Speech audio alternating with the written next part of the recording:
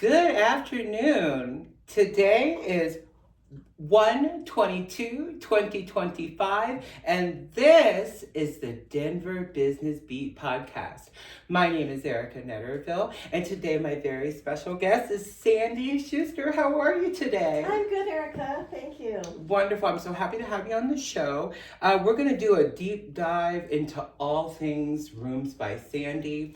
But before we get into the interview, we're here today on location in one of your properties, and you've completely did a full remodel on this gorgeous space, and we're here live today. Yes. How long ago did you do the remodel here? I started in August. In August. Yes, like a 90-day project. Fabulous. And I'm assuming by looking at everything that was painting, and I see draperies and furnishings and all kinds of exciting things in the design world. Exactly. It was very fun. Fabulous. So our viewers are interested to know, where did you grow up? Where did you go to school? What area are you from? Well, I'm mostly a Colorado native. Oh, really? I grew up. Yay! I grew up on the Western Slope. Okay. Little town called Cedar Ridge, Colorado. Cedar Ridge. That's where I went to high school, and then I got my undergraduate at Mesa State. Now it's called Colorado Mesa State University, something like that. Okay. And then I moved to Denver in the 90s. Really? Yeah. Wow. What brought you to Denver? You know, I grew up in the country, but I think I've always been more of a city girl. Yeah. I like more access to shopping and people and doing things. Yeah. And probably higher profile clients here in the Denver metro area. It's a large city, so in the design world, you probably had access to more of that versus the country, which I'm sure is just as beautiful as some of those homes out there. And I can imagine that you were probably very popular. Well, yeah, I was popular. Yeah. I was the Apple Festival Queen one year. Really? See, that's the stuff our viewers love to find out about. Yeah, I was a real people person. Though. Yeah. I wasn't just, Yeah. Yeah. You're also an ambassador with the Denver Metro Chamber. Yes. Yes.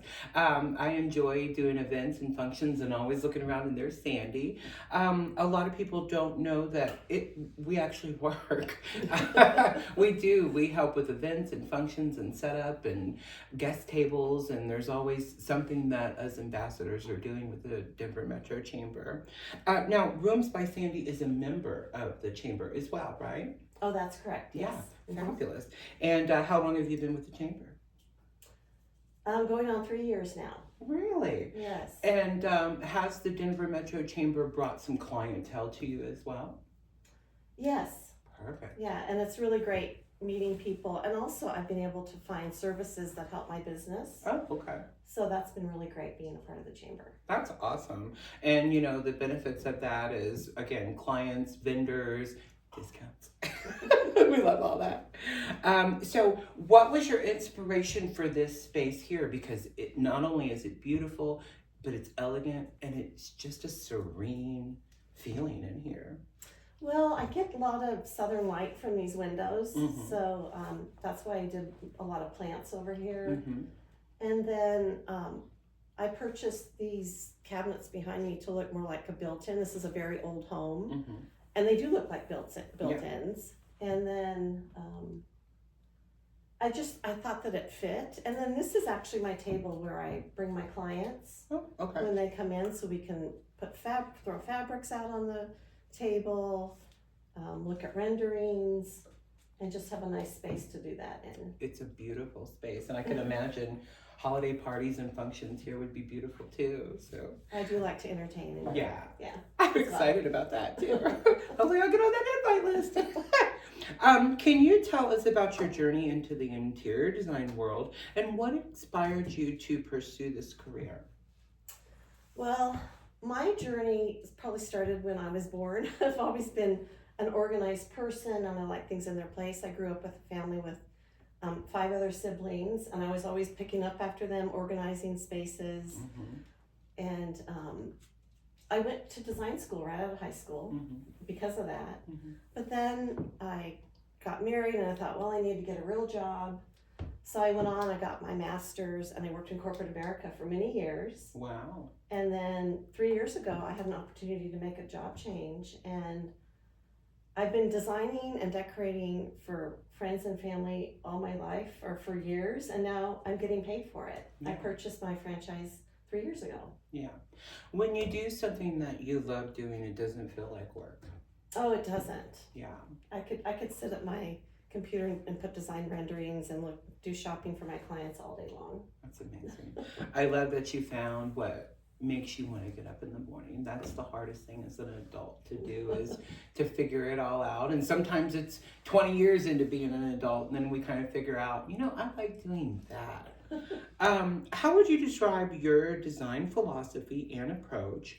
Are the particular elements or styles that you consistently gravitate toward with a client?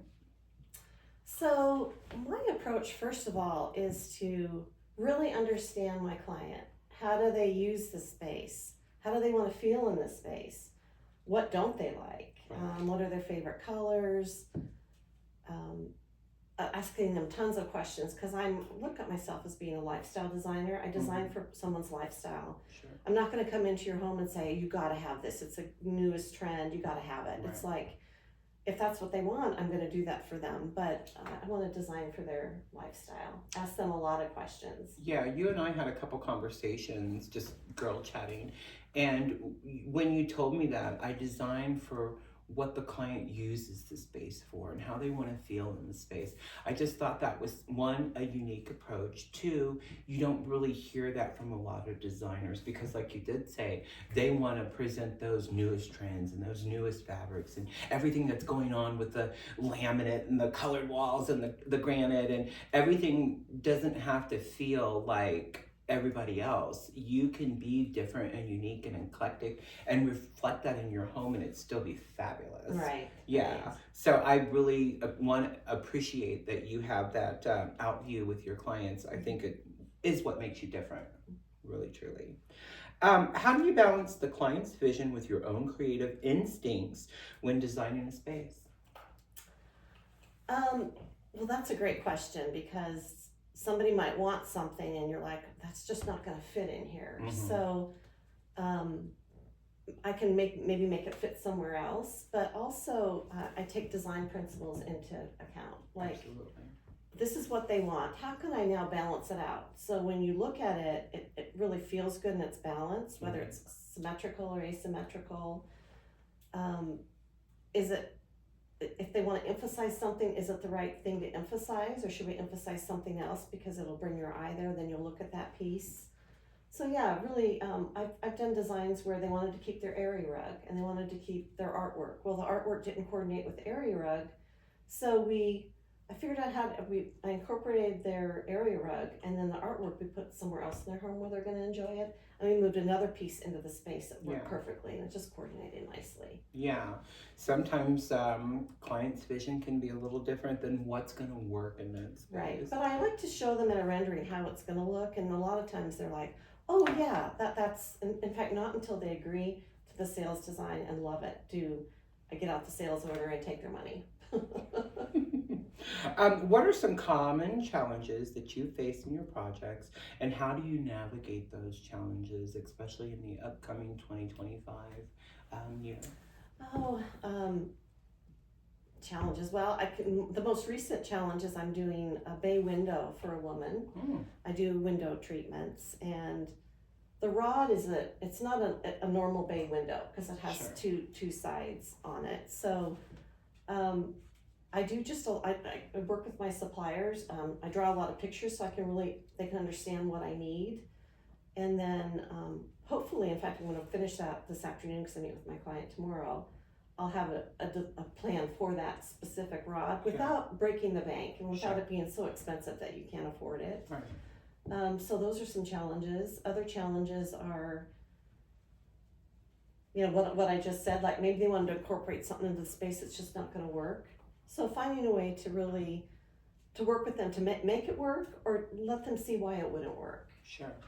Yeah. And I can imagine some of the bay windows kind of have like almost a hexagon shape. So, like, would one of your vendors be able to custom build that to fit into that little nook or an odd space Yeah. window? I think what I'm going to do with this particular client is I'm going to order the rods, and I'll have to cut a couple of them down. Oh, Have okay. them cut down. I'll find somebody to do that for me, Okay. and then put the finial at the end, and you'll never know that we had to cut a rod down. Wow. I think that's amazing. In your experience, how has the role of technology, like 3D modeling or virtual design, impacted the interior design industry? Well, I think it's a really fabulous tool to use. In fact, I use a 3D rendering tool when I sell my projects, Mhm.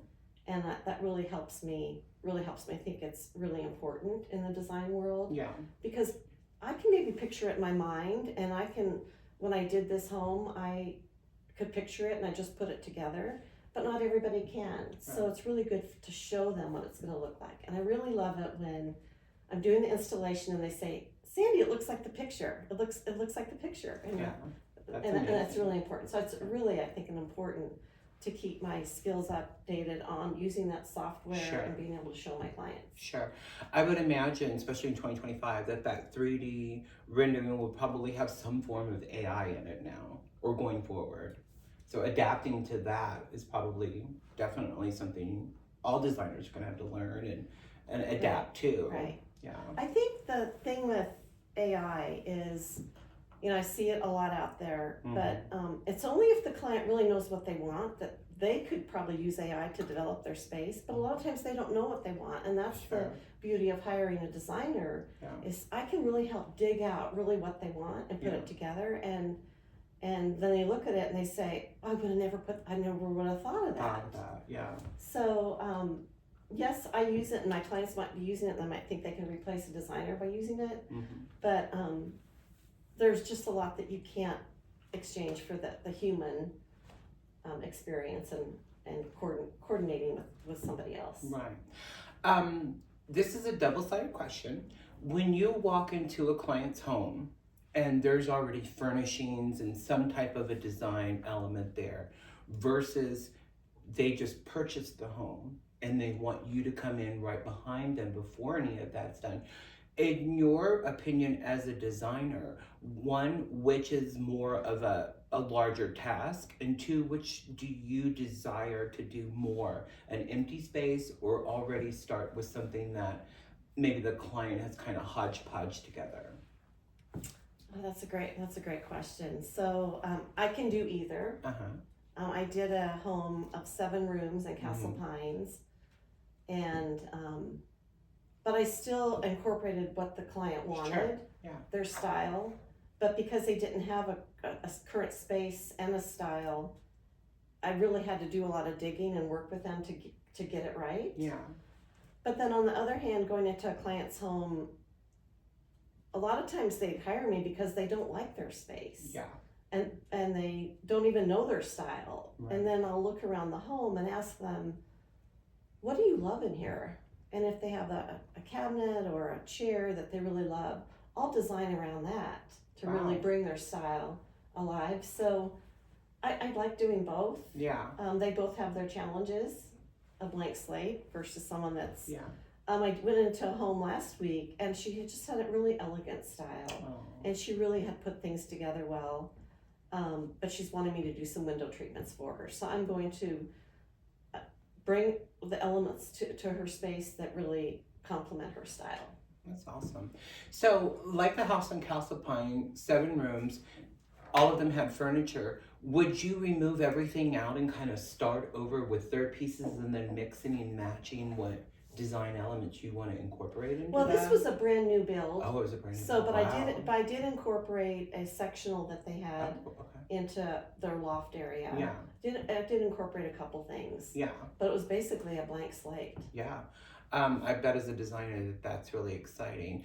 There's so much new and exciting things that are happening in furnishings. I love when it's a beautiful section or a large seating area.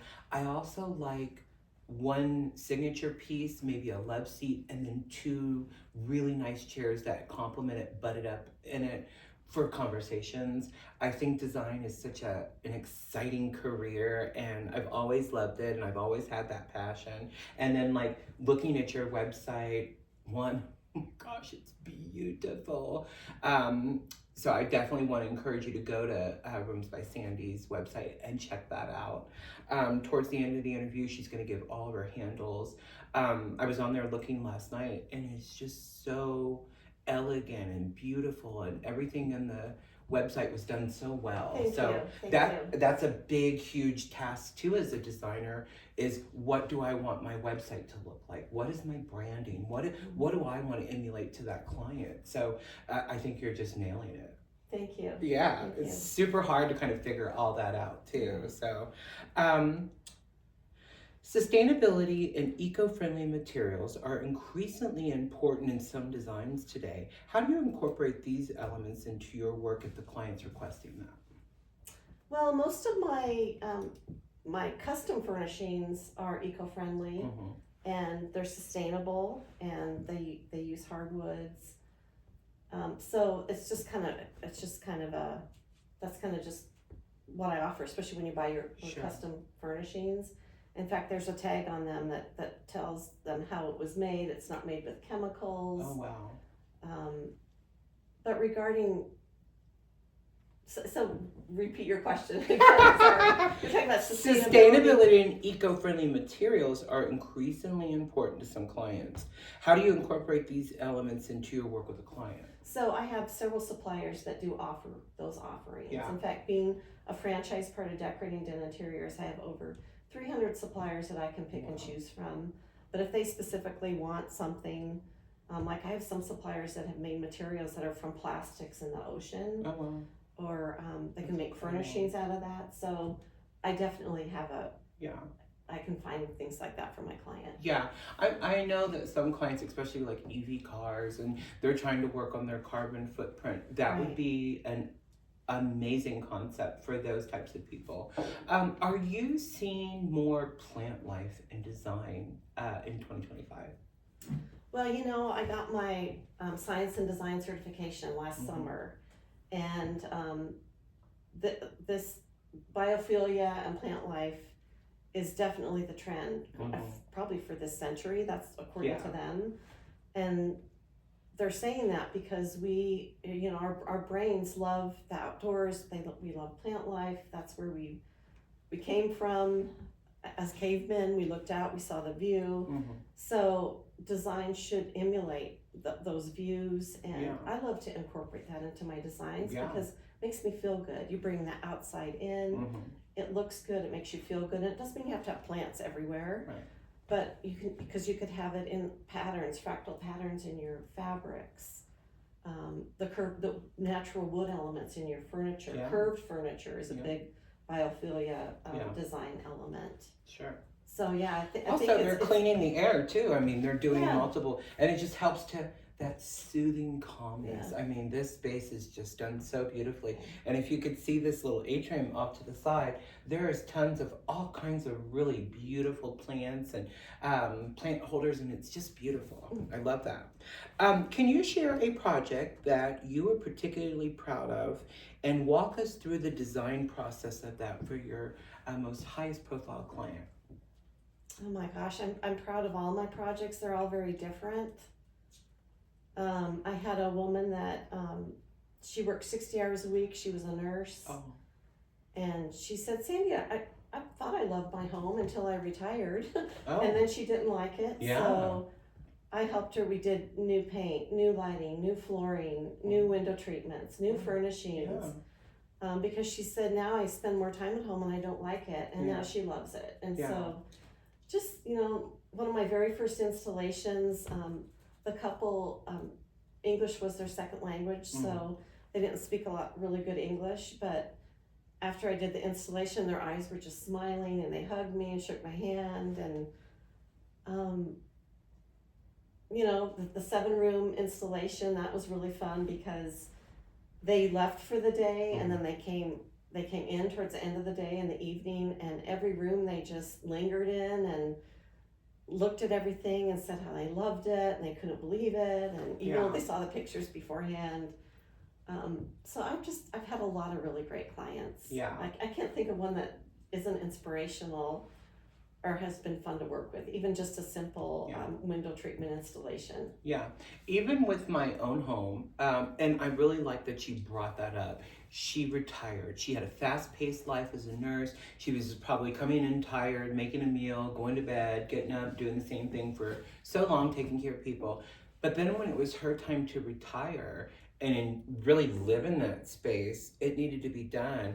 And I think design, the woman that I was in my 20s, I was all ultra mod. I want everything black. I want everything modern. I want everything minimum. Now I'm 50 and I've recently incorporated all woods in my my space and plants and I really just think it's more soothing and calming now. So I completely changed. It's so neat that you change over time and as a client, you kind of figure that out. Where are they at in their life? And like you said earlier, what are they using the space for? And how do they want to feel in the space is so important. I think it's just really amazing. Yeah, and design styles change. They My do. design styles have changed. Yeah. I mean, I like traditional, but I also love to mix some modern. Like this table's very modern in this older home space. But it's okay to change it up. Yeah. I really think you did a beautiful job. What advice would you give to someone looking to refresh their home on a budget without sacrificing style or quality? Well, I'm glad that you brought that up because first of all, before I go to town and put a design together and show people furnishings, I want to understand what their budget is. Sure. Because I don't want to show them something that they really love, right, and then they can't afford it. Right. So that's the first piece of it. So once they give me a budget, I'll let them know what I can put in the space and what I can't. Yeah. And or let's say they really don't have enough of a budget to do their space now, but maybe they will later. So let's do it in phases. Maybe we start with just the simple window treatments to begin with, and then we start with maybe let's do an area rug and a couple furnishings. Sure. And stair step it and do it over time. Yeah. Tax time is coming up and a lot of us are going to be getting an income tax checks. Like she said, 2 or 3 years working on different rooms, working on different spaces, stretching that out and continuing having a client for 2 or 3 years as you're moving through different rooms and different places. That's awesome. I love that you're flexible like that. Yes. Interior design trends seem to change quickly. How do you stay current in evolving trends, and how do you decide which one to integrate into your clients' spaces? Your questions are so big. They're great questions. But Chat GTP. But I guess first of all, I'm part of Decorating Den Interiors, and so there's 250 of us designers. We're a great network, and also the company itself keeps us up to date on design trends. Yeah. Also just talking with other designers, what's in, what's out, going to market. I go to High Point Market or Las Vegas Market, which is really close here, to really understand what are the newest trends. Yeah. And what's popular and what makes sense. And I love kind of bringing that to my clients, but if it's not their style, let's figure out something different. But if it is, I would like to put that together. But also, since things do change, what can you do to have a really good piece that you can make it look any different kind of style by putting a different throw pillow on it, a different area rug, because you do spend a lot of money on a really nice piece of furniture. Sure. Have you ever walked into a space and just looked around and was like, this is perfect, it doesn't need anything? Has that ever happened? Well, I guess I'm more of a, people call me a Pollyanna. I think of things positively. So when I go into people's homes, I always see something that's really nice. Yeah. But so yes, I've done that. But then, okay, why do they want to change it? Yeah. What's not Does it need to working? be tweaked? Does it need And to I be might find completely out that redone? it's totally not their style, Yeah. or their husband liked it, but now their husband's out of the picture, so Yeah, they want divorce. to change it. We didn't even talk about that. We didn't even talk about Yeah, that. so Sometimes divorce happens and the wife gets the home or the husband gets the home and then they want to freshen it up because they don't it's want those just reminders. not her style anymore, or his Yeah. style. So Yeah. it might be really wonderful, but it's not what they want now. Sure. That brings me up another question too. So say that you had a client who was retired, elderly, they passed away, the home went to a daughter or son, they want to completely redo that. You as a designer, keeping that this was your family's home and this was your family's, some of your furnishings are so expensive. How would you consultate that to say, keep some of those, let's incorporate some of that, let's clear it all out? How do you gauge that, I guess would be the question. Well, again, by starting out by asking so many questions, and what is something that's really meaningful to them? And maybe we could repurpose it to make it something different. Or it's maybe a really beautiful wood carved old-fashioned sofa, but let's just maybe put new material on it, have it reupholstered. So you still have the bones of it. It's a nice memory for you, but now you can use it. In fact, you can put performance fabric on it. Your kids can spill their cereal on it. You can wipe it off and it's great. And what was that fabric called? Performance fabrics. I sell that a lot on my custom furnishings. Okay. I love that idea. That's amazing. I asked these next two questions to all of my guests. If Sandy could go back to her 15-year-old self, what would be some of the things that you would say to prepare you for where you're at in your business right now? Oh my goodness, when I was 15. What would I say to myself? To prepare you for where you're at right now. Just be yourself. Yeah. And appreciate others' individual selves. Yeah. I think that was my mature 15-year-old. With women our age, I'll say that politely. I wish I could have really just went back and said, just slow it down. Yeah. And we had so many different pressures and political and what's conservative and I lived in a small town too, and everybody knew our family, and you couldn't act out at the store, you couldn't say anything inappropriate because it would get right back to your parents. Those kind of ways of being raised, I just wish I would have been in a major city and had that culture and that metropolis feel for myself. It would have prepared me for Denver Metro today. That's for sure. And that is something that's different when you're raised in a small town versus a big city. I'm not going to say the next question in the way that I normally say it. When Sandy is ready to retire and calm down and enjoy her space, what is the legacy that you would want to leave by? That I really help people feel good in their space, and they would hire me again, or they would hire somebody like me again, because I plan on selling my business, when I retire. Okay. I want it, so I guess that she just helped me and listened to me, and she was really understood what I wanted. It's a beautiful legacy. I don't think you can ask anything more than that.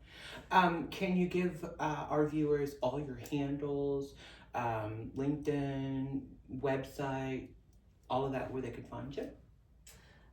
You can find me at roomsbysandy.decoratingden.com. That's my website. In fact, in there you can contact me. You can reach me by phone, 720-885-0019. You can find me on LinkedIn. I'm not sure what my handle is. You can probably just put in Sandy Schuster and you can find me. Yeah. I'm also on Facebook and Instagram. Perfect. Again, I think it's under Sandy. Okay. Yeah. And then before we leave out, there's a big event you're going to be having coming up. Yes, I'd love to know more about that. I'm having an open house, and you can find this on my website as well. It's February 22nd. It's from 1:30 to 4 in the afternoon. It's just really casual, but I'm going to have before scenes of this property that I did, and then you'll be able to see the after, and I'll have some drinks and appetizers, and just come and enjoy and see it. Maybe get some ideas for your home, or a good little tour. A tour, and just see some things that can be done, or then say maybe I'd like Sandy to come to my home for a consultation to see what she could do for me. And then one last question. Do you only do residential, or have you done like some lobbies or some commercial work as well? You know, I've done a restaurant. We're waiting to finalize it. It's been a year in the making. Congratulations. I hope to have it finalized in March, but I did all the lighting, the tile, the booths, the chairs, the bar area. The lighting is what's going to make it. But it's really exciting. And it's a restaurant in Park Meadows, and more to follow on that. Yeah. So I do commercial, but mostly residential. We didn't really touch lighting. I guess there's so many different ways that you can incorporate lighting into a space, whether it's recessed or a beautiful chandelier or lights and a ceiling fan. And now I've even seen some of the pendant lighting, like in kitchens, and when you need that underlighting. So I love that feature as well. We didn't really get to. It's a big part of the design process. It is, yeah. It can either make a space feel warm and comfortable, or cold and then uninviting. Right. Yeah. Well, I just completely fell in love with you and enjoyed this interview Thank today. you so much, Arica. I appreciate you. We're going to switch gears and talk a little bit about Hart Heating, Cooling, Plumbing, and Electric. This weekend, unfortunately, we have another round of snowy weather coming, and very low temperatures. All this week, we're in the low teens and below zeros, and then snow Saturday and Sunday. So if you are needing us for your home or your business, please don't hesitate to give us a call at Hart Heating, Cooling, Plumbing, and Electric. We'll be very happy to take care of all of your commercial or residential needs. 3 locations in the Front Range, 60 trucks in the fleet to take care of you. Ladies and gentlemen, my name is Arica Netterville. I'm your host. I'm also the Commercial Business Development Officer with Hart Heating, Cooling, Plumbing, and Electric. Today our guest was Sandy Schuster with Rooms by Sandy, and absolutely go and check her website out and her socials, and really enjoy her beautiful aesthetic and what she can do for your space. Ladies and gentlemen, that's been our show today. Have a wonderful day, and we'll see you next week. Thank you. Thanks, Arica. You're welcome.